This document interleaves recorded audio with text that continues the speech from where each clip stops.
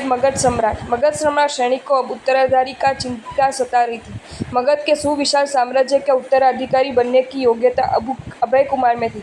उसने संयम ले लिया। अब मगध के शासन की बागडोर किसको सौंपूं? ये यक्ष प्रश्न महाराजा के सामने था। अभय के अलावा सभी राजकुमार उच्च श्रृंखल हैं, इसलिए राजसत्ता का अधिकारी कौनिक ही होगा। ऐसा सोचकर महाराजा ने हल विहल कुमार को बुलाया और राज्य की अनमोल संपत्ति रूप दिव्य हार तथा सेचनक हाथी उनको दे दिया। हार और हाथी पाकर दोनों भाई प्रबल शक्तिमान बन गए। मगधपति ने सोचा था कि मगध का विशाल साम्राज्य धामधूम पूर्वक बड़े ठाट बाट से कौनिक को सौंप दूंगा और बाद में मैं निवृत्तिमय जीवन बिताऊंगा, परंतु विधि की ये विडंबना है कि मानवी की इच्छा अनुसार सब कुछ नहीं होता। कौनिक को पता चला कि पिताजी ने राज्य की धरोहर रूप दिव्य हार एवं हाथी हल विहल को दे दिए। उसके मन में विद्रोह की भावना जगी। उसने सोचा कि महाराजा के शरीर पर वार्धक्य अपना प्रभाव दिखा रहा है, फिर भी वे राजसत्ता के मोह से मुक्त नहीं होते। वे मुझे मेरे अधिकार की चीज या ना ने राजसत्ता देना नहीं चाहते, अपितु मैं अपने बाहुबल से राज सिंहासन पर बैठूंगा। कौनिक ने अपने मनोरथ सफल करने के लिए काल कुमार, महाकाल कुमार आदि 10 भाइयों को बुलाया। एकांत में उनके साथ गुप्त मंत्रणा करके एक योजना बनाई। सभी भाइयों को विश्वास में लेकर उनके सहयोग से योजना को अमलीभूत करते हुए कौनिक ने निर्दयता से महाराजा सैनिक को लोह जंजीरों से बांधकर काष्ठ के पिंजड़े में बंद कर दिया। महाराजा को कोई मिल न सके, इसके लिए विश्वासु पहरेदारों को नियुक्त किया और स्वयं अपने आप मगध के महासाम्राज्य का स्वामी बन गए। कौनिक ने पिता को भोजन पानी देना बंद कर दिया। तदुपरांत प्रतिदिन 100 कोड़ों को मारने लगा। महारानी चिल्लना ने जब ये सुना तब उसका हृदय कांप उठा। आंखों से अश्रुधारा बहने लगी। विलाप करती हुई सोचने लगी कि कौनिक जब गर्भ में था तब से पितृघातक बना था।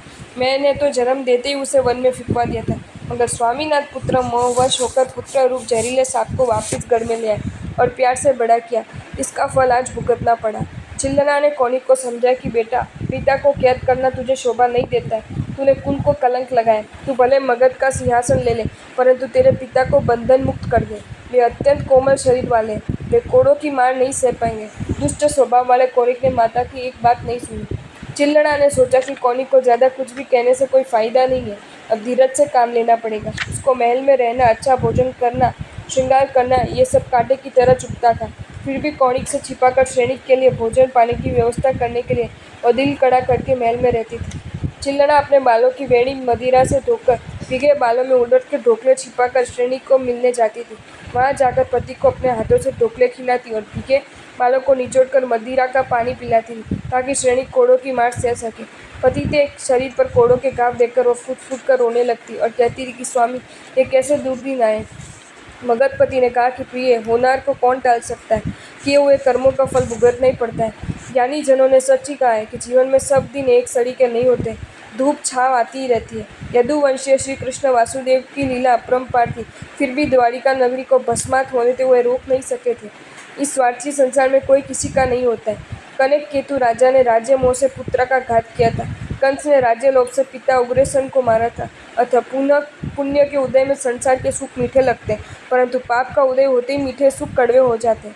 इस प्रकार समत्व योग से सैनिक अपने पूर्व भव के कर्मों को भुगतते रहे। चिल्लना भी दुख को हृदय में दबाकर धीरज रखकर अपना फर्ज निभा रही थी। आपको ये वीडियो अच्छा लगा हो तो इसे लाइक करें और शेयर करें, और ऐसे ही नए नए वीडियोज देखने के लिए सब्सक्राइब करें हमारी channel Jain facts and stories को।